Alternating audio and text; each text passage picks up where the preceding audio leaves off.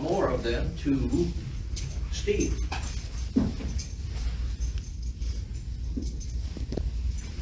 Here's a question right here. Thank you. Thank you, Steve. I have a question that's election commissioner already declared the next election in the polling area. Media cannot use their camera. They cannot go inside the polling room, and they cannot use the motorbike. How we expect the election will be free and fair, and the media can cover all of them?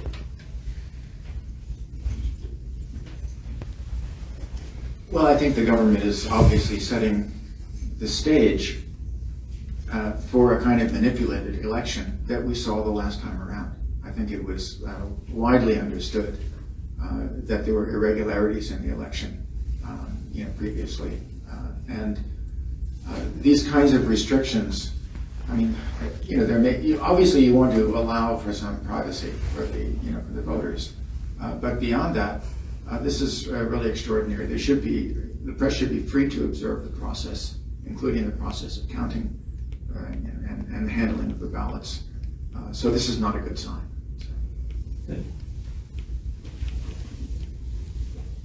I forgot to tell you that Steve is the master of understatement too. Are there other questions that you would like to ask? John, my friend John. Thank you for your introduction. It's I think useful to kind of put this in a greater context as well, kind of just the importance of press freedom in general. You'd mentioned consultations with the government a couple of years ago, kind of in the run-up to the DSA, and kind of the vision that, I don't know if it was the vision anyone had or if it was just something being told to you to make you smile and leave. But kind of as talk about reforming the DSA has kind of stepped up in recent months, or weeks even, kind of in government-affiliated publications are increasingly kind of signaling that some sort of change might be coming. What do you think are good signposts to see if the changes are meaningful or window dressing? Do you have a vision kind of on if the DSA is going to be retained in some capacity, what are the parts that, if they were excised, it would be a more reasonable legislation? To make it reasonable, I mean, this is something that CPJ campaigns on all over the world. DSA is fundamentally it's a criminal defamation statute, and criminal defamation is wrong. So we have no objection to civil defamation when there are actual losses that are experienced because of this defamation. So the first marker is, are they going to retain criminal defamation? And I hope that they decide that that's not a good path to go down. Once you have criminal defamation, journalists are very much at risk. I suppose it would be better if there were a more careful vetting process for allegations that are made under the law. That would be better than what's there. This idea of having an outside, experts, if you like, vet allegations might soften some aspects of the law. My favorite, my favorite. This is actually pre-DSA. Was that it's very interesting because you can publish something in a print form, and it doesn't come under the rubric of the law. But once it goes online, then it's subject to. There was this story a few years ago. It's actually rather humorous that there was a newspaper article about the fact that a representative, an elected representative, had given goats to his constituents, and the goats died. A number of the goats died, and so this was actually, it was a newspaper article said this, and when it went online, they arrested the guy who wrote the article for defamation. That's a ridiculous case, but what we're actually seeing is not necessarily less ridiculous. Look at these cases against Prothomalo. look at the fact that, well, Rosina Islam is not under the DSA, that's a different kind of case, but it's plain that, there's an expression in Chinese about, you kill the chicken to scare the monkey. Basically, if you put one person in jail, then you scare everybody. And, in my visit, when I've met the editors of these papers, they say they are very frightened. If you look at Guatemala, it was founded in 1992. It's by Major Vemen, and he's frightened not just for himself, but for his staff. And so you don't need too many arrests, to make the point that everyone is in danger. I don't know if how that answers your question, but I think the fundamental question is there should not be criminal defamation. Thank you. Thanks, Steve. Any other questions? Ghulam, I kind of thought you would ask a question, sitting back there. But Thank you. Yes, Ghulam Sarwardi from South Asia. I like your comment on the status of press freedom in the world's largest democracy, or the biggest democracy, India. And especially in terms of their coverage of Bangladesh, I find a lot of their coverage, which is of course pro-Indian, but then again it also does not cover the problems in Bangladesh. Thank you.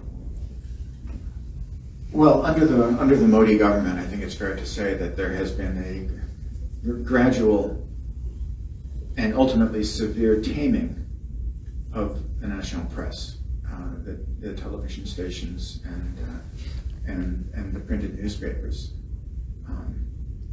It's very difficult to operate a business in India if you go against the government, for a lot of different reasons. There still is some, you have Caravan, and some of the online sites are still rather independent, but their impact is fairly limited, I think. And of course, we've seen a complete gutting of the press in Kashmir. I don't read the Indian press on Bangladesh, so I'm not able to comment on that, too terribly much. But it's very clear that you cannot operate a successful business as a newspaper or a TV station in India if you seriously cross the government. I think that's what it amounts to. The skills are there, the will is there, but they just don't have the ability at this point. again, thanks. Are there any other questions? Silence. Well, before I let Steve go, because that would be a mistake to let him go early, he'll never come back. Huh? I'll stay for a bit. I know you will, yeah. But I would, as a chairman, I'd like to use the prerogative that chairmen usually have to ask a question myself. Maybe it's more of a statement, but in any case, Steve, going back to one of your other answers, I was thinking about the question of defamation and the fact that when you, and you said it, I think, but I wanted to make clear that be clear if I understood it. But I think that when defamation has a criminal result, when somebody sues you for defamation and you go to jail in case they lose, then that is something that will cast fear throughout the journalistic profession, I would think. It's a way of silencing journalists who are, you know, eager to ask questions about some policy or some event that they think was not probably reflecting countries that claim to be democracies. Would you not agree with that? I agree 100%. I mean, you scare everybody, and they fall into line all by themselves. And this is a kind of just another way, because let's seems to me that Bangladesh uses the courts and the law as hammers to silence criticism across the board, because there are, these newspaper editors are then pulled in, then have cases filed against them, which have nothing to do with defamation necessarily, but are requiring them to spend days, months, and years going from court to court defending themselves sometimes. Is that not true too? Yes, some of the senior editors have multiple cases filed all around the country, and it's very expensive. It's very time consuming, and they persist. But it's the level of harassment is really horrific, and frankly it's a tragedy that there's tremendous talent and courage amongst many Bangladesh journalists, and I feel the same way about Pakistan, and I feel the same way about India. There's tremendous potential. These are national resources that are being stifled. Yes, thank you for those answers. They were more statements than questions, I admit, but in any case, they clarify things in my mind at least. And I was going to say that, speaking of India, some of the people who have been run afoul of the Indian government with regard to their journalistic activities would call, you mentioned that the change had been gradual by the Modi government. I think many people would say it was a little bit more than gradual, but I'm just nitpicking in a sense. In any case, I've run out of questions, and Steve, I know, has not run out of answers. So if anybody else wants to ask a question, do it now. Going once, going twice, gone. Okay, Steve, you're off the hook. But you can stay, stay as long as you want. Stay forever if you want. I mean, I like sitting next to you. Now, I think we're going to ask Nurul Kabir to give us his take on the challenges in Bangladesh,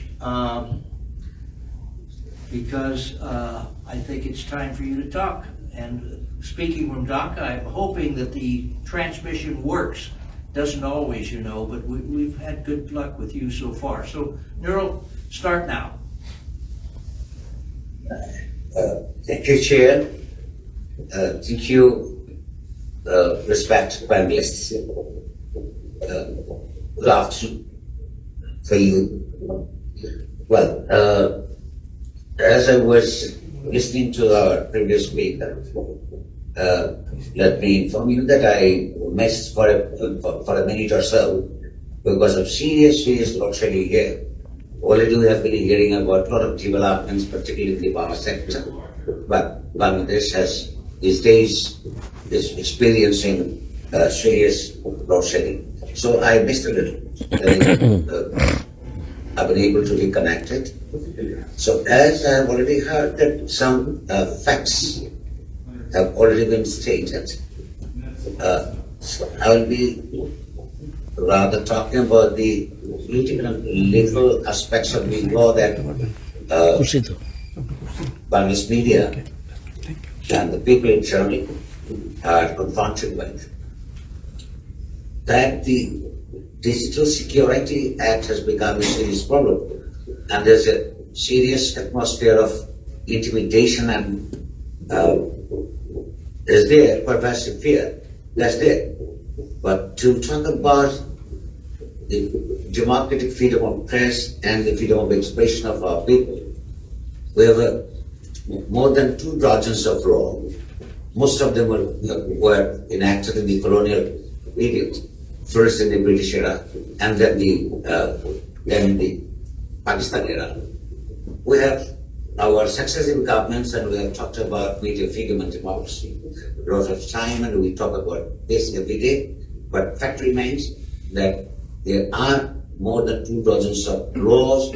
They are still confronting us, and no government has taken the trouble to even review those, despite our repeated requests appeal and demands. That's one. And the nature of the press freedom, and particularly the obstacles towards press freedom, are not only just legal, it's political, financial, partisan and administrative. Say, at the moment we have the whole world knows, perhaps at least the thinking sections of the people, informed sections of people across the world knows that we have a very authoritative government in place. And almost, practically almost a one-party regime is here. So nowhere on earth, I believe, an authoritarian government can rule with plurality of opinions prevailing in society.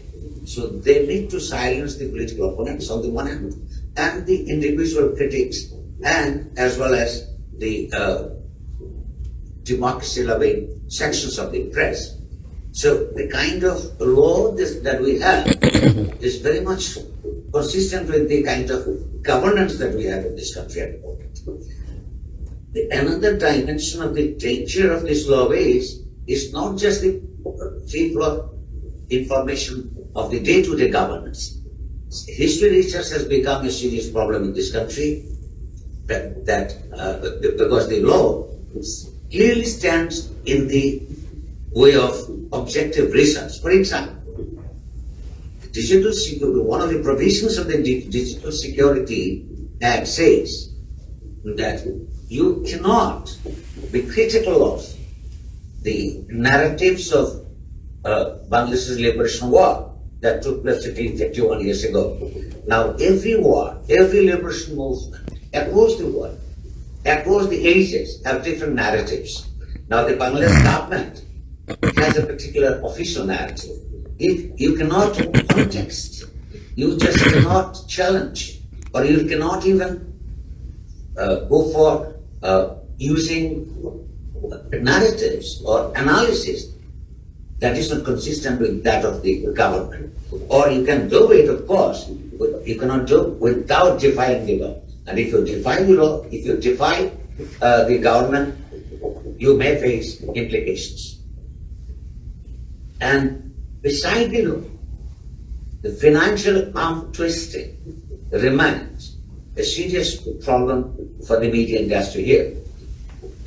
This happens on two grounds. So one is many newspapers are dependent on the government advertisement in this country.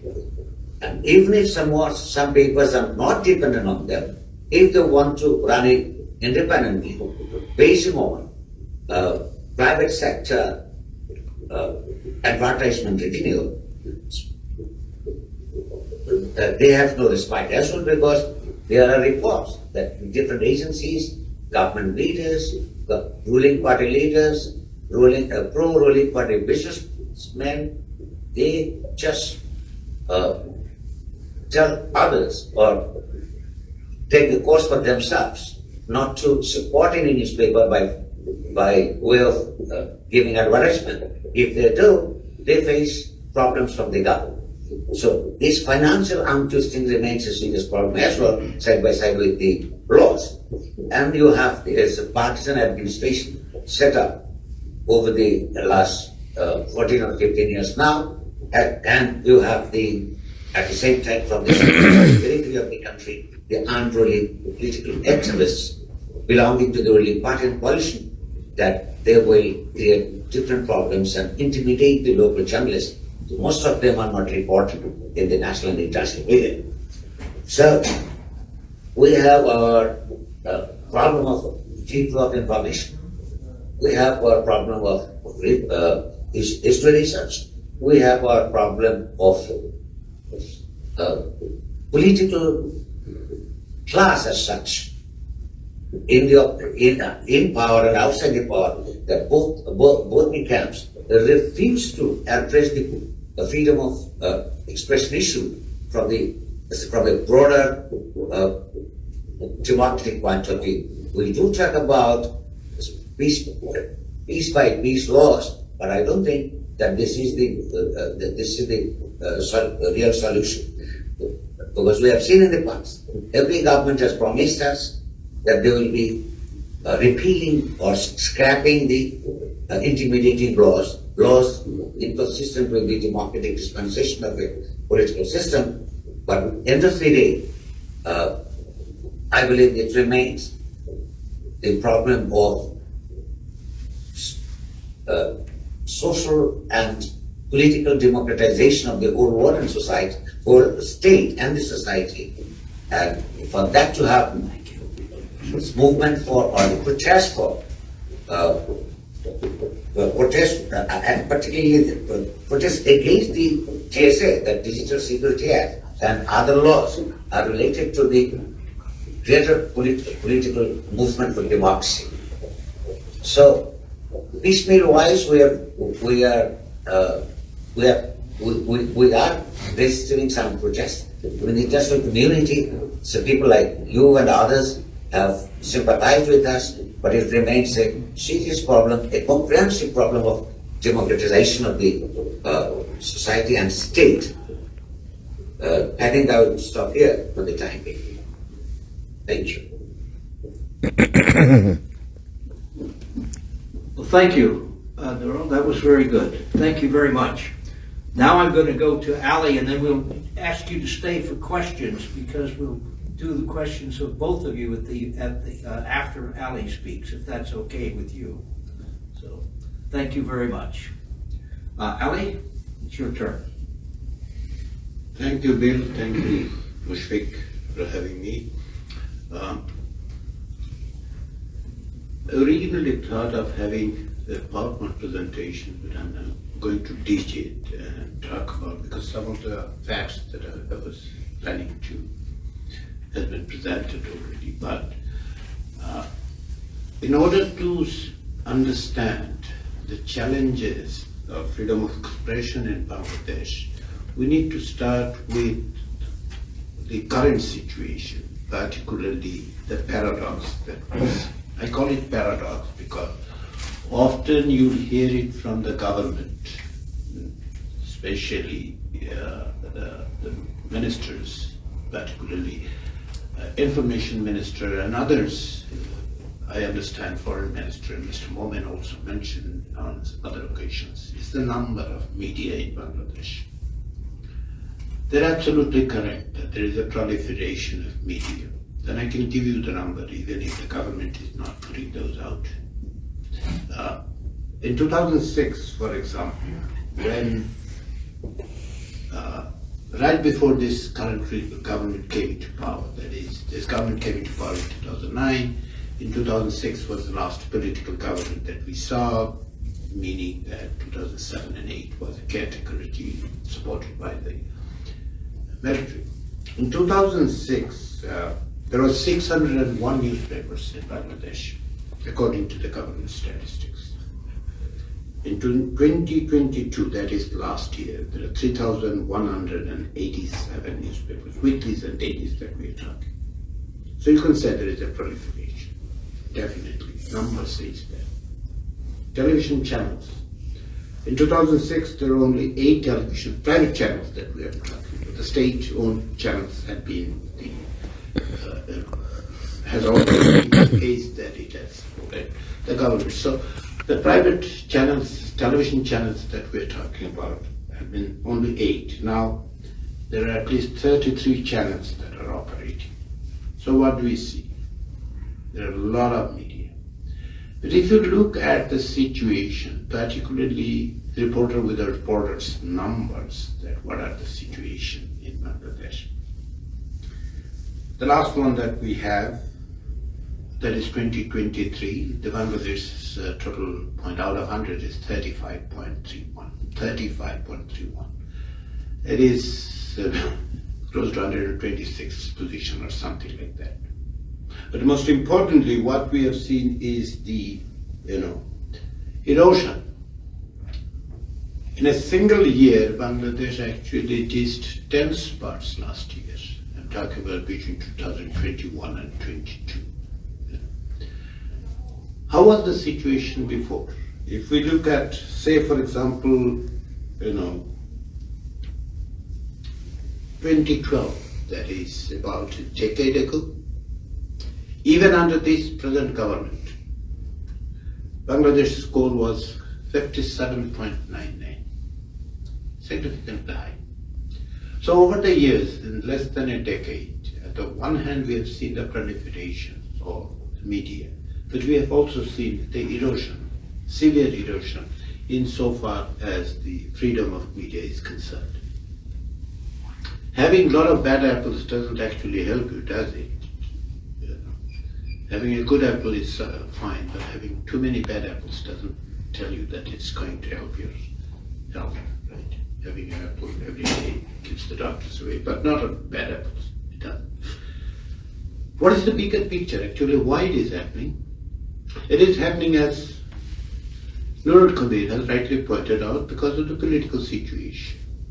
And if you look at the civil liberties and the political rights that we have seen, you know, from various indicators. Take, for example, the Freedom House indicators with respect to the political rights, you know. In 2010, right after this government came into power, a year after that, the total score with respect to the political right was 26 out of 40. Now it is 50. You can see how it has degraded. Civil liberties in 2010 was 34.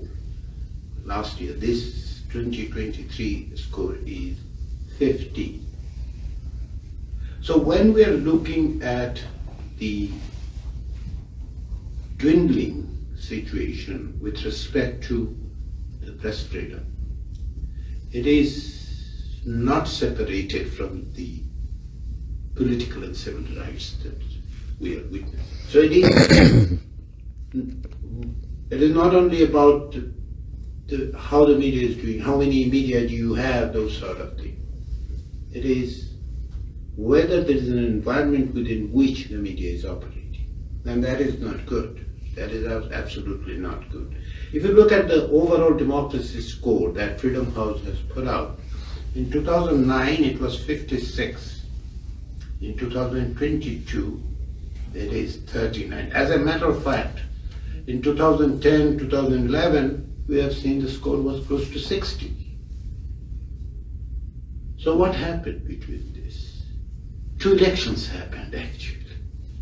2014 election. What happened in between? Of course, we have mentioned Digital Security Act happened, and its predecessor, ICT Act, happened. So looking at this is the situation. Number of media is increasing, yet the freedom of expression is dwindling, particularly with respect to media. And most importantly, the overall democratic situation is eroding so fast that we cannot simply keep these two things separate. So what are the challenges? There are 4 challenges that I see insofar as the freedom of expression is concerned, and particularly I'm focusing on media, but does not necessarily mean that it is the media, only media, which is becoming the victim of this situation, so to speak. The first thing is, of course, the 4 elements. First is the legal measures. We talk about, and I completely agree with my friend Nurul Kabir, that talking about this piecemeal doesn't give us a complete picture. But even if you look at the piecemeal, the way I consider there's a jigsaw puzzle. There are 4 pieces, and unless you put 4 pieces together, you don't get the picture. And the first one is the legal one. What are the legal measures? We know about Information and Communication Technology Act, particularly the Article 57, that came into being amended in 2013, And then, as soon as the ICT Act was amended in 2013, there was a serious spike of the cases because it allowed anyone to go out and start filing cases. But there was some little bit respite in that, which we saw, gone over the time. Because, imagine in 2018, there were 626 cases, at least 626 cases were filed under ICT Act. You may say, okay, 600, what does it mean? The same law before the amendment, or immediately after the amendment in 2013, there were only 3 cases. 3 cases. And then by 2018, it has gone to 676 cases that we can track. There are a lot of which Nur Kabir has mentioned that some of them are not reported. Then came Digital Security Act. As of today, what, 16th, right? As of May 10th, and as of May 10th I say because I run a project under the Center for Governance Studies in Bangladesh called Digital Security Act Tracker. We try to keep track of the cases. We don't get all the reports because we don't get it from the police. They're not very cooperative. Cases that we have tracked was 1,306 cases. There are 3,716 individuals who have been accused. And highest was in 2021. There were 1,382 accused. And this is indiscriminately in the sense that it is the business people, it is the journalist, it is the politician. To that extent, according to our data, at least 26 cases that we have found, where those are filed against. The accused individuals were less than 18 years old, which we call children, right? So what happened is that this has become, DSA, Digital Security Act, has become an instrument of the regime and its supporters. Because anyone can actually walk into a police station and file a case. And that is exactly happened in case of the journalist, particularly with respect to the journalist. What we have seen between January of 2019, that is, the Digital Security Act came into existence in October 2018. So if we look at from January 2019 until the last week, 10th of May, what do you get? There are 175 cases that have been filed against journalists that we could track. 375 journalists have been accused. 86 of them have been arrested at some point. Many of them got bail, but not necessarily what happened in DSA. It gives an opportunity for pre-trial, incarceration. And one of, author, social activist Mushtaq died in 10 months into his detainment. So when we look at these journalists, why are they being charged? The 367 one? 227 of them that we could figure out were charged because of their reporting. News report. In 14 cases we couldn't find exactly what is it, but 227 cases have been precisely because what they have published. But the legal measures are not only this. In 2013, an editor of a newspaper called Amar Deshmukh was arrested and he was in jail for 3 years. Later, when he came out, when he went to a court premise, today we're talking, for the last few days, people talk about whether someone should be arrested in the court premise with respect to Imran Khan, right? We know what happened, and Pakistani Supreme Court said that is illegal. But in case of Mr. Mahmoud Rahman, he was within the court premise while appearing for a case against him in 2018, was beaten on the court premise. We have seen police took control of at least 3 television stations in 2013 and shut down those. We have seen a television station owned by Mr. Abdul Salam, he was arrested for broadcasting a speech by Mr. Tariq Rahman, who is an exile. In 2016, Mr. Mahfouz Alam, the editor of Daily Star has faced 79 legal cases. Vinamute Raman is facing, the editor of Protomaro, who has been mentioned, who has been referred to by the Prime Minister as the enemy of the people, or enemy of the democracy. He is facing at least 50 cases, 55 cases. Another newspaper has been shut down. So these are the legal measures. These are the legal measures, but there are extra legal measures too,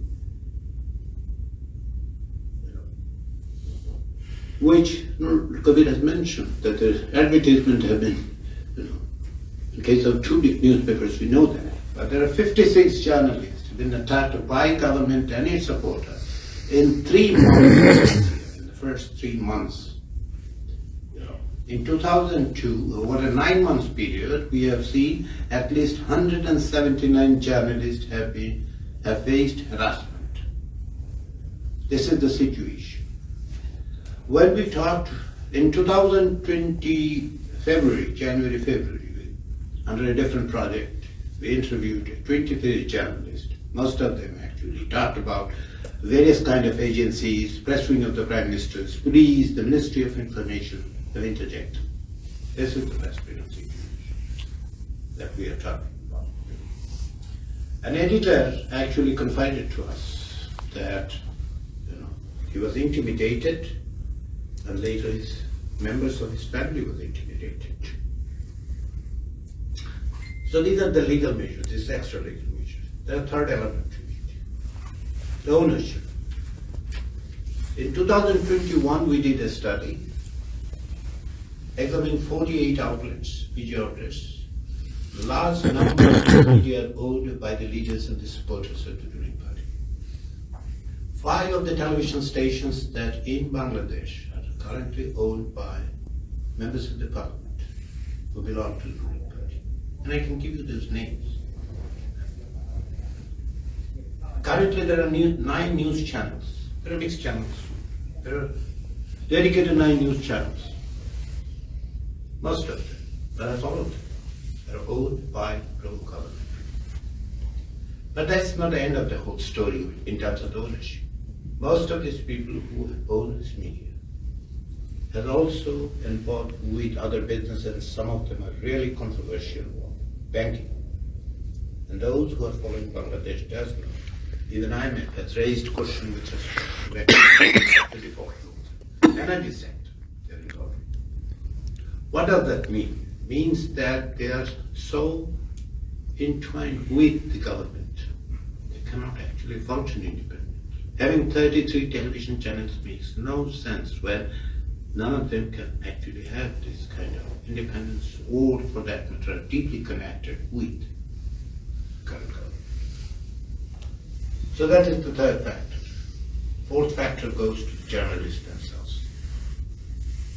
That is the polarization, politicization, partisan division within the unions. Journalist union have become practically two different platforms. None comes to it. And this has been, the media and journalists have told this line. So this is the situation. These are the 4 elements of the challenges. And I'm talking only about media. If you're talking about, and thanks to Nur Kabir for bringing out this history course, that actually, whether you can speak, whether you can write something that doesn't fit into the government narrative is a very, very important and significant question. For Bangladesh studies, this is the challenge. So what is coming? Let me finish with this. I think I have taken more time than others. First of all, already the DSA is there, despite the fact that UN Human Rights Chief has asked for suspending. Government has said that it is not going, and they may actually have a window dressing kind of, some amendments to it. But whenever there is an amendment, I get scared, because ICT Act was amended, so to speak, in 2013. And then when they talked about amending ICT, it ended up with a far more draconian Digital Security Act. And the Law Minister has clearly said that they are not going to revoke, they are not going to suspend the Digital Security Act. So it will be used. It will be used against the journalists and the political activists. We have seen that one in 2013, right before the election. We have seen that one in 2018, right before the election. There is an election coming. And there are two other new laws, at least two, the Data Protection Act, DPA. That is going to be a problem. Then we have this digital social media and OTT platform legislation, which would provide enormous restraint and constraints on the media. Then there is another one. They're trying to amend the Press Council Act of 1974. But amendments with punitive measures. Interesting part is this, that the Press Council Act is being amended, but nobody actually knows what is being amended. The Editors' Council, which Nur Kabir is a member, if I'm wrong, please correct me, to my understanding, they have not been consulted on this. With the election, with these new laws, with the situation, not only with respect to the media, overall situation is going to be very difficult. Not only difficult, let me put it this way, that whatever the little space is left, how long that little space would remain depends on, not only on the media, it depends on the political situation. If the authoritarian democratic tendency of this government continues, and if they can succeed in having another 2014 or 2018 kind of election, I don't see any possibility of having any kind of press freedom that can challenge the system of governance. So let's talk about the system of governance, and without that, I don't think we'll go anywhere. With that, let me finish. Thank you. Thank you. Well, that was quite a lot to digest, but it was very interesting and very, very, I thought, insightful. Not speaking into the microphone as you're telling me. Well, it's because my hands are so gripped out here. Anyway, it's time for questions. And don't forget Nurul Kabir up here, because he had said some pretty interesting things too. So how many questions are there? Can I ask for questions for both to both guys? I don't see hands going up a lot. Oh, well, there's let's take him first, John. Okay. Thank you for nice arrangement, and I'd love to thank Dr. Oliviers. It's really a wonderful thoughts and ideas and lots of data. I have a question to you, but at the same time I have a question to Mr. Nurul Kabir. If we have any pain, we go to the doctor, and we always express the level of pain, that personal level of pain, out of 10. If I say that my pain is 10 out of 10, so they will prescribe me accordingly. But we know that what is our pain in Bangladesh. And if it is a 10 out of 10, what will be the prescription? That is a question number one. And number two, that we always believe that freedom is not free. But civil society are raising lots of questions, criticizing. That's okay. But if you don't care any criticism, if you don't think that whatever it is, I don't mind, I don't care. So what will be happen? Because criticizing, we are every day criticizing in the talk show, news media, international community, civil society, journalists. But if anybody don't care, what will be the happen? I know it is not very easy to reply that what will be the happen. But always believe that if you have a choice, choose the best. Or if you have no choice, do the best. So, you know, I'm a civil rights activist, and I came from Bangladesh. I'm self-exiled here, and I know the pain. But I don't know what will be the solution. And Dr. Ali Riyad, he described lots of things, and Nurul Kabir, he's fighting over there every day. But my question to Dr. Nurul Kabir, do you think that you are alone, or you are, because lots of journalists, they have their own narratives. The government, like you described, you mentioned earlier that government has their own narratives in Bangladesh in liberation, about the liberation. At the same time, government has their own narratives about the democracy. So what do you think? And at the same time, sir, I have a question to you, that revolution is necessary or any other agenda we can, but what will be the suffice for this? Thank you so much.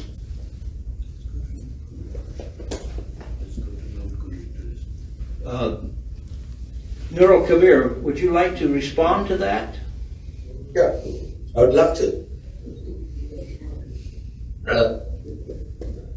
In the first place, I'm not alone. That's it's quite a great piece of respect that asking you the question that whether I'm alone. I'm not. Millions of people are behind us who uphold the spirit of democracy and freedom. Well, revolution doesn't come every year. Even the mass after also doesn't come every year. As I always find it, basically it's a political problem. So until and unless these issues of media freedom are related to the problem of democracy, we are not going to have any solution. That's number one. Number two, that the gentleman has talked about that every day government criticism is there on the television. I humbly disagree. Now, looking into the issues of political governance, political system critically, and just making some commands against the government of the same thing. There's another major problem that we have in this society today is we have a very half-educated, I'm sorry for the language, it's a very half-educated ruling elite. If you look at the law that we have been talking about, the DSA, you will see that even the lawmakers have been confused about the differences between the state, government, the party, ruling party, and others. Because there's a section of the law that says, even someone tarnishes the image of a state by his or her writing or providing any content in the internet system, he or she will be accused of subversive of state cases. But under this law, many cases have been closed because of criticizing the Prime Minister or a minister, or say an MP or a ruling party leader. They have been implicated under this law against of the allegations of subversive of state activities. Now, if the ruling elite, political elite, intellectual elite cannot even distinguish between the state and the government and the democratic right of the people to even criticize the elected government, even if it's elected properly, it can only remind us of the thing that Louis XIV said, that I am the state. So there is a serious problem of even political understanding of the laws among the ruling elite, in and outside the power. So until and unless those who are fighting for democracy and freedom of press and freedom of expression of the people in general can seriously address the issues critically from different perspectives, political, economic, philosophical, and cultural, we won't have a solution. You are talking about, say, I'm sorry if I'm taking slight intimidation. I personally don't like of talking about my own self, but the family. When my younger son was recording in progress. Yes. Is this okay? Can you hear me? Yeah. Yeah. We hear you. Can you hear me? Yes, of course. So when my younger son was a 12th grader, my wife started receiving calls from unknown callers that if her husband, that's my own self. Don't stop writing and talk critically. Her younger son, who was a teenager, will be picked up many times. And then I went to the police station, registered a journal diary, requested them to look into the issue. Now, but no investigation, nothing. So I was forced to send my poor journalist. I was forced to mobilize my resources and send him abroad. The question is, this case still remains pending. Forget about several years ago that my car was shorted. Once again, I registered a journal writing. But no investigation has been conducted so far. No police people told me anything.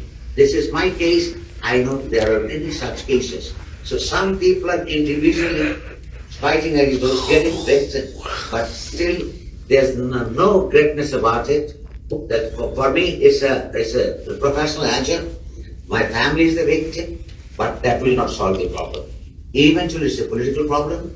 Eventually it has to be registered in politically until and unless people are mobilized for the freedom of expression. So I would request the questioner to understand one thing and communicate it to others. Freedom of the press is more important for the people in journal than the journalists themselves.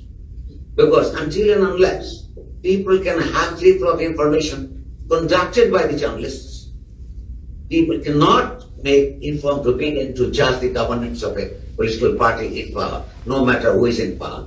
So, the professional interest of the journalist and democratic interest of the people at large has to come together to make sure that people have the right to expression, that media have the right to freedom of expression. Thank you. Thank you. That's a very powerful response. Ali, do you want to add to that? I would just briefly add to that. What is the next step then? I mean, to me, it is incremental. Definitely, without a complete overhauling of this political system, there might not be a true sense of the term. There could be freedom of expression, but at this point, to me, it is more important to have the right to speak as much possible, right of assembly, and those are so restricted. And with an election coming, the immediate point is this inclusiveness of the system. There is need to be pressure on the current government. That is most important to me. Talk of revolution, I am talking about the basic rights. We have, unfortunately, possibly, Bangladesh moved back so much that at this point, the fundamental rights needs to be restored and restored. It cannot be simply restored by the journalist. It is not the journalist's responsibility. It's the political process, the act of the politicians, and most importantly, of the people. I hope that is what people are understanding. The political force needs to understand that the challenge is far greater, not only with respect to freedom of expression, but overall the future of the country actually depends. And then that's why I think it is very important. 2023 might have become the most consequential year of Bangladeshi politics. Thank you, Ali. John, I haven't forgotten you. So go ahead. Thank you. Is this working? Yeah. Thank you for giving me an opportunity to take another swipe at the Can everybody hear panel. you? Or is this not on? It was not on. Wasn't on. Perfect. Is it on now? Yeah. Yeah. Perfect. Yeah. So thank you for giving me another chance to swipe at the panel. Dr. Riaz, you mentioned kind of this incremental, partly incremental, but that there was a market uptick kind of in the intensity of restrictions on freedom of expression ahead of elections, right? He kind of particularly notified, 2013, 2014, and then, 2017, 2018, around those elections, where things got worse. Obviously, with an election coming up, and things look like they're getting pretty bad at the moment, markedly worse than they were even 5-10 years ago. I'm wondering, and this may be a naive question, and this is to both panelists. After the upcoming elections, kind of presuming that they go the way that they look like they're going to go, which is that the Awami League is somehow going to massively win as the most popular government in Bangladesh's history. Is there a chance that the situation will improve, or is this more of a ratcheting and then things stay at that new normal, right? Will things stop deteriorating further after the election and just stay bad, or will the government continue to feel so insecure that it will need to continue to put the screws on journalists? And kind of, if things are going to get better, is there really anything that could force the government to do that indigenously, or is that kind of going to have to come from external pressure?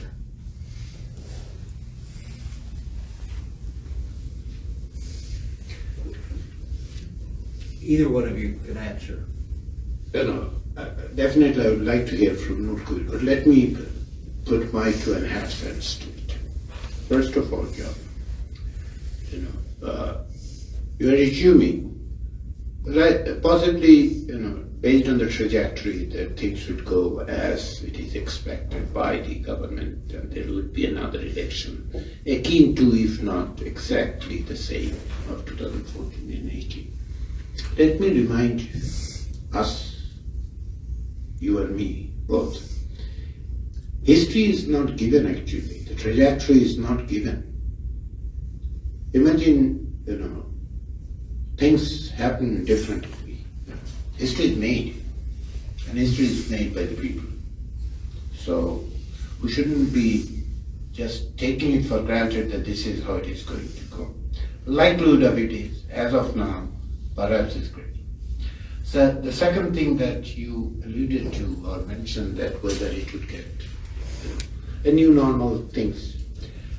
If the political situation is where you see, or where it is likely, or where it is anticipated to be, situation would get worse because the political situation would get worse. This is the point that I've tried to make by referring to the civil liberties score, the political rights score.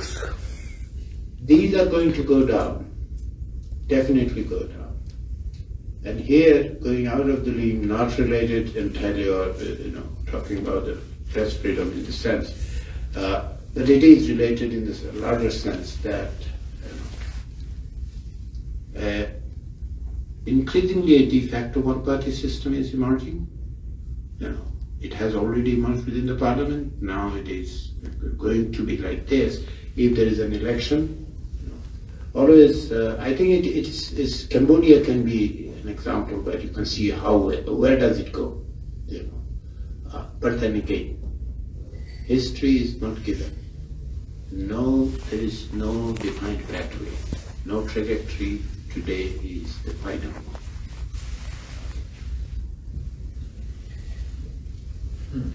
Mr. Kabir, now you have a turn to respond to John. Oh, thank you.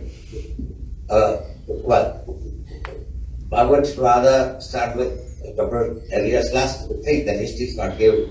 Let me be frank about one thing. Once our chair of the seminar today was in Bangladesh as ambassador. Those days I was a university student, and was a left-wing political activist. Almost every day I was to chant slogan on the university campus and in the street. Perhaps Dr. Alias will bear me out, and he was not a very serious exception, if I can remember, that down with American imperialism. And the history has come to a full circle.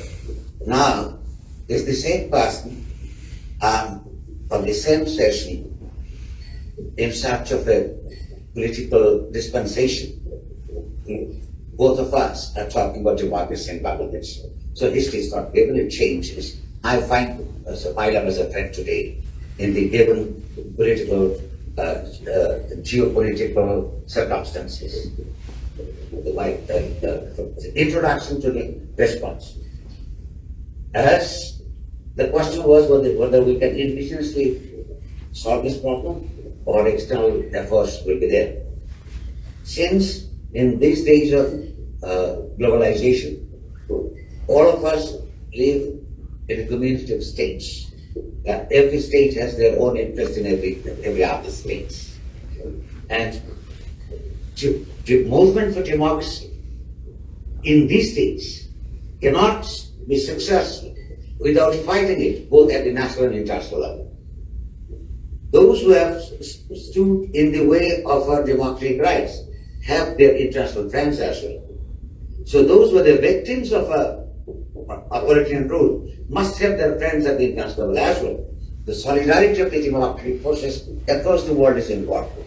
So I believe that Bangladesh's problem, which primarily remains in the problem of the Bangladeshis, and they have to fight primarily for their own, at the same time, democratically oriented sections of the people across the world need to support us. Is the solidarity for democracy locally and internationally is important. So my response is, of course, people of Bangladesh have to fight for their democratic rights. At the same time, those who believe in the concept of democratic compensation across the world, beyond the border of Bangladesh, have also support us for this government. And the election issue that has come, for what year? Well, as my 30 years of journalistic experience and few years of political activism in my youth, and some sense of history dictates me to tell you that if there is a free and fair election tomorrow, the incumbents will go, definitely go. But the challenge remains whether we, the people of Bangladesh, can wrestle out an atmosphere that will enable us, our people, to freely choose their representatives. That's one. And the second important question remains, well, even if we succeed in this country, the people, I'm not just a journalist, but at the same time I'm a citizen too. So we, the people, can change this regime. What happens next? The political opposition parties have assured the journalists separately that they will do away with this law. But since some of us who believe in the going of some particular laws will not, in fact, ensure democratic freedom of the press, and those who believe that the political parties waiting for power or the next regime will ensure democracy at the social, political, even at their party level, until and unless the forces fighting for democracy are not democratic enough. So we have to face the same problem, even if there is a regime change. So once again, our friends across the world needs to support us in support by way of supporting the view that that political parties, be it in power or be it outside the power, those who are vying for political power needs to be democratic first. Thank you. Thank you, sir. Very good. I had it in my mind that the meeting would end around 3 o'clock. It's getting close to 3 o'clock, but I'm willing to entertain more questions if there are any. And I see 2 hands have gone up. I'm going to call on Gulam first. Once again, Gulam Pravarti here, and I don't want to forecast, but I see the precedents. In 1974, Bangladesh was going towards an autocratic and authoritarian government under the Baksham, which everybody knows what it is. And I kind of see there is a transposition of that today. Because every authoritarian indicators lead to that, in my opinion. Now again, I'm not a political commentator or philosopher, the reason being that, and then she's being supported, she means our Prime Minister is being supported by India for one reason, China for another reason, and Russia right behind it. I just like to have a comment from both Professor Riaz as well as Mr. Nur Khan, whether I am really dreaming or something that that's going to happen, that all these movements we're talking about, democratic movement, there is no democracy, how can you have a movement? So there is actually, we have a ship without a captain. So please, I'll just leave it at that. Interesting question. I'll get to you in a minute. I'd like to hear answers to that. Ali, I think it's your turn to answer first, or go ahead. Dural, would you like to comment on that first? This time, Riaz Bhai should come up with the... Let me put it this way. All the indications of the 1974, meaning that a de facto one-party system. What I mentioned previously, in case of 1975, it was the legally, constitutionally de jure one-party system. But what I see now is practically a de facto one-party system has emerged, and it would be consolidated, so to speak, if the next election goes as it is anticipated. With respect to the sport, and that brings to John's question as well, which I didn't respond to previously, that this is the alignment that we are witnessing currently is this, as you mentioned, the India, China, and Russia aligning with the government because they have reasons and vested interest in this. And this is a political question. It is, some of the people try to tell us that it is the economic part of it, the China connection is nothing but the money connection for the infrastructure development. I don't think so. I say it's an ideological affinity that we see. India has its own interest. China has its own interest. China's desire, the aggressive policy that it is pursuing, trying to have its expanded sphere of influence. India wants to see, and I think that India has always pursued a kind of Monroe doctrine that Bangladesh should be expatriate. And having a successful Bangladesh is not exactly very good for India, is it?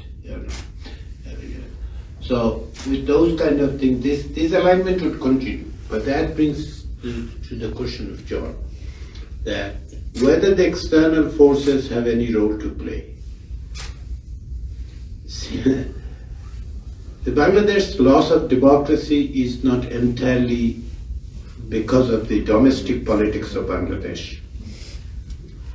Bangladesh democratic backsliding has been supported by external forces, and in some cases, it gives me pain to say, but it is the fact of life that the Western countries have not done their role as they should have done when it was sliding towards autocracy. India has a pivotal role in that. So if the Bangladesh democracy goes down with the support of the international community, however you put it, shouldn't they play a role in reversing the course?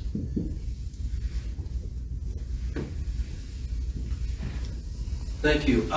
Nurul, did you want to add anything, or I didn't hear what you said? Let me talk. A little like I completely agree with the Riaz. I will just add something to make it more clear for the gentleman who has raised this question. Because in fact we have shifted our discussion to now geopolitics. Well, if you have noticed the development in Bangladesh, particularly at the diplomatic level, a few hours, Bangladesh government had enforced a decision that the government rhetorically said because of the austerity problem, the additional protocol of some states in the United States, UK and others have been withdrawn for their heads of mission. And she has said, our Prime Minister has clearly stated publicly that Bangladesh will not buy anything from any country that imposes sanction on Bangladesh. And she clearly at this point of history, the United States. So question remains that we will follow in the days to come. As far as I understand, Washington has that North Pole.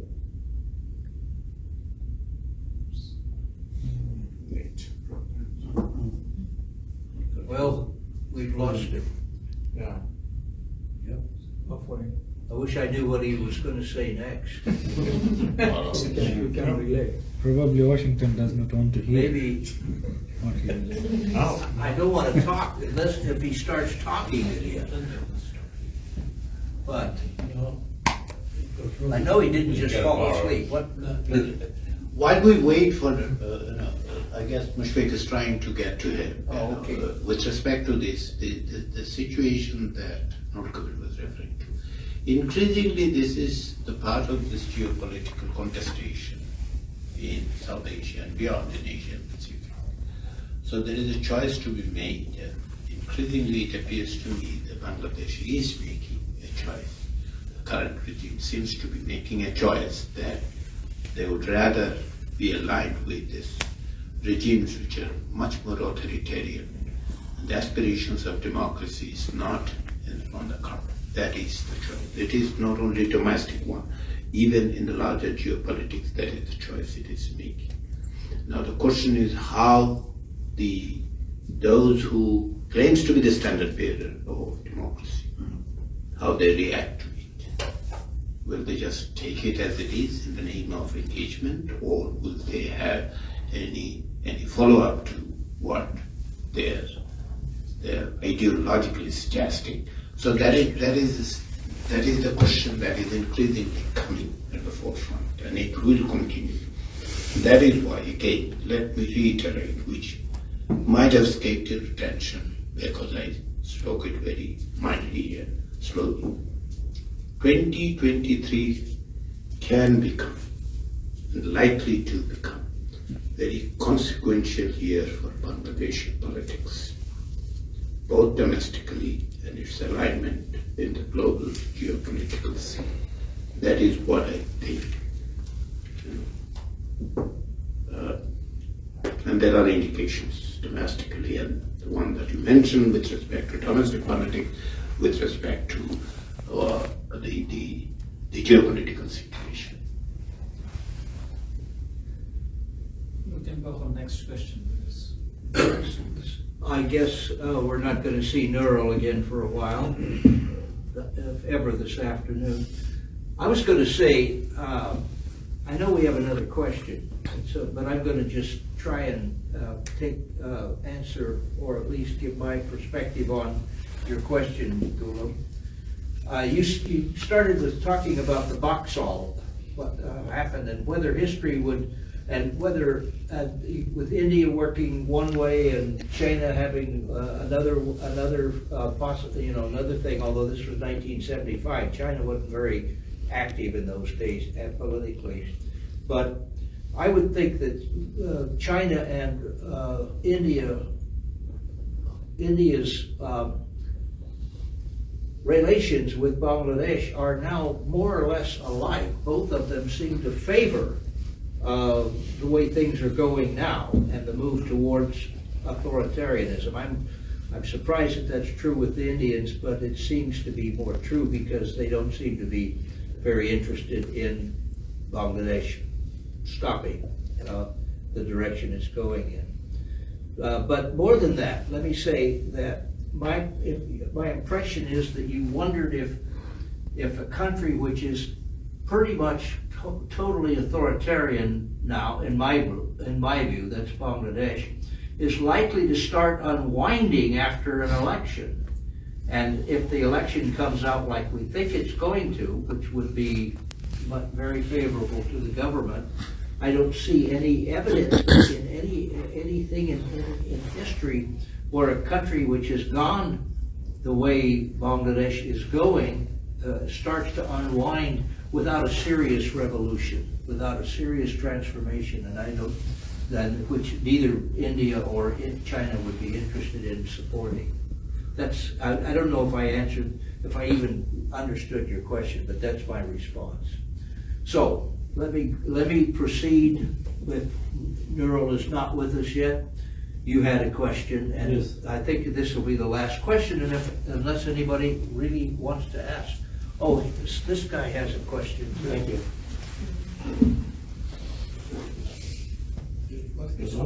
It's working right now. It's working, I think. Thank you. My question to Dr. Alias.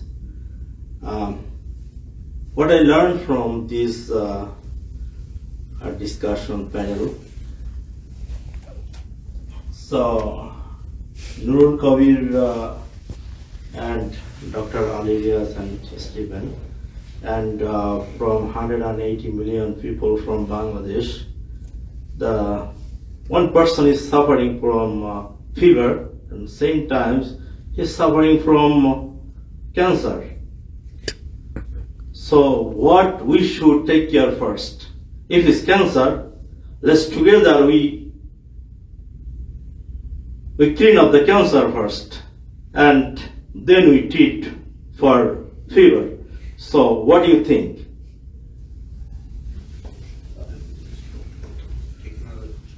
Oh, I'll take your question at the same time. We'll get two questions and see if that does it for the day. He has one. You do, right? I did, but if we need to wrap up. Oh, well, I'll never turn a lady down. So you actually come after this gentleman. Okay. Thank you. I have a question about the role of judiciary in freedom of press and freedom of expression. In case of Bangladesh, I think it is very much missing so far, we have seen. And in any other developing countries, the role of judiciary is very important and very vital. And what could we do, what could be done to see these things, role of judiciary coming into a point of freedom of expression? Well, I'm not going to try to answer that question, so anyway. Sure, thank you. My question is for Professor Riaz. You were mentioning there are several amendments that are being drafted, discussed in Parliament with a lack of transparency. Where's the motivation for amending those coming from? Is it international pressure? Because we've seen in some other countries that international pressure to make these laws more free and fair. A lot of governments will take into account those considerations to get maybe more favorable trade preferences. Is that what's happening in Bangladesh right now? Or is the motivation to amend those laws internally and to clamp down on the media sector? There are two laws that are being discussed of having some amendment. One is the Press Council Act, which is making it more punitive, so that there is no way to think that it is to satisfy or appease.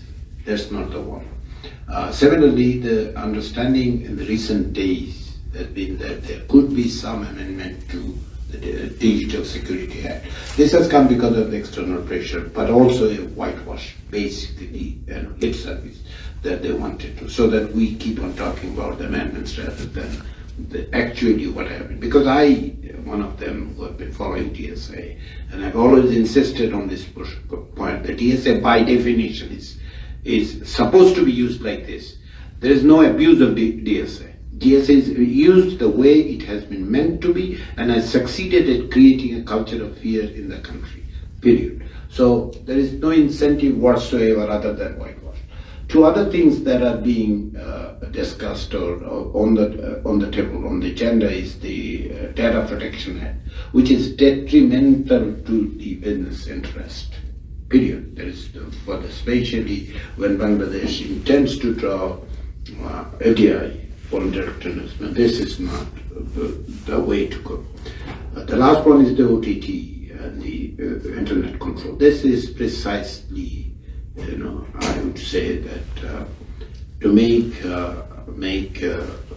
its grip more tightened, so far I haven't seen anything other than an effort of whitewash to ease anything whatsoever. So that's my understanding of the situation, and things would get worse after the election. With respect to the judiciary, right? First of all, talking about judiciary in Bangladesh is very perilous because contempt of court can be brought against anybody at any point. Bangladeshi judiciary has not lived up to not only expectations, but I think it could and should have played. But then again, when there is an executive aggrandizement that we have seen, the level of executive aggrandizement, power concentrating on a single office, single hand, single institution, likelihood of having a judiciary playing any kind of role that is challenging this is unlikely until and unless the political situation changes. Pakistani judiciary, at least in recent years, have played differently, but then again, there are other instances they didn't, and also in some cases of Indian judiciary seems to stand up, in some cases they're not. But so far we haven't seen any kind of situation in Bangladeshi judiciary. But then again, this is the only country in this entire South Asia where the Chief Justice had to fled the country and claim that he has been driven out. That is only, that tells us part of the story, if not the full. Okay. With respect to the last question that you asked, I lost train of my thoughts. What was the question that you were asking? Cancer and fear. Oh, right. I mean, analogy, I'm always very skeptical about analogy because the analogies are very difficult to get into this. But the point is, what is to be done first? That is, I understood that what is to be done first. With respect to the Bangladesh democracy, I have a plain and simple thing. Understandably, there are problems. Bangladeshi democracy has never been, foolproof. It has not been error-free or so. Even when there were two parties and coming an alternatively to power. But at this moment, had I been talking in 2006, I would have said my answer would have been completely different. Please note. Today, in 2023, the central point is to have a free, fair, inclusive election. Period. That is the beginning. You cannot escape that one. Definitely democratization of political parties are necessary. Definitely the role of judiciary needs to be looked into. Definitely the constitution needs to be looked into. How the constitution has allowed the power concentration in a single hand, needs to be, all these things needs to be looked into. But all this conversation can take place within a room which has a door called free, fair, inclusive election that allows everyone to participate, their voices are heard. Without that, then nothing is going to happen. And that without an administration that can ensure that elections would be held free and fairly, that everyone's vote would be counted, everyone would be able to go to the vote center, polling center, cast their vote. And it's not only election day, leading to the election. Election has already started in Bangladesh. The process has started in Bangladesh. Election is not a matter of a day. Election is a process where political parties and the media and everything plays its part. So that, until that happens, all other things, despite this emergency, despite the fact that those are important, I don't think anyone can reach to that. The door is election, election, election. Well, He's trying to become Are there any other questions? That's the first question I have. And the answer to that looks to be no. And that's pretty good, because on the note that Ali Riaz just made, we can adjourn the election and go out and commit suicide. No. I mean, we can go out and be pessimistic. And that certainly it was not the most uplifting way to end the meeting, but it's a good way because it's an honest way. So anyway, unless there's any other business or anything else anybody wants to say, I think it's past 3, and I know it's time to end the meeting. Yes, John? When's the next Right to Freedom event? Is it Right to planned? Freedom what? Event. In July? No, we're not gonna do it in July. I don't think we're gonna, I'm not gonna be here, but I think they ought to do it in June, towards the end of June. But we don't know yet, because we haven't decided. And so I'll just leave that question unanswered, and you will know when we do it. Believe me, we count on your presence at the next event, whatever it is. And the rest of you too, all of you. We enjoyed having you. It's been one of the better meetings I've been at in a long time. I've enjoyed it. 3 very good speakers, lots of good questions, and lots of kind of disappointingly pessimistic answers, but after all, truth is truth, isn't it? Neural, are you back? Yeah, we can hear from Dean. We can hear you. Yes, we can see you. Neural, you're still around. Yeah, I was trying to reconnect. It looked like you had fallen asleep suddenly, but in fact, I guess you're... If you, I can finish my proposition that I was formulating. May I? Yes, of course you may. And then you get the last word, because we were about to end it when you came back, so you came back at a good time. I'm so sorry. I'm so sorry personally and on behalf of my government. Well, it was probably your government who made that line drop, I know that. So anyway, go ahead. The point that I was trying to make is as far as some of us understand that Washington has imposed sanctions on some allegedly errant officials of a particular law enforcement agencies, and it had started working. Why? Because the organization concerned was, as we saw, was not abusing the law the way they had been doing it earlier before the sanctions.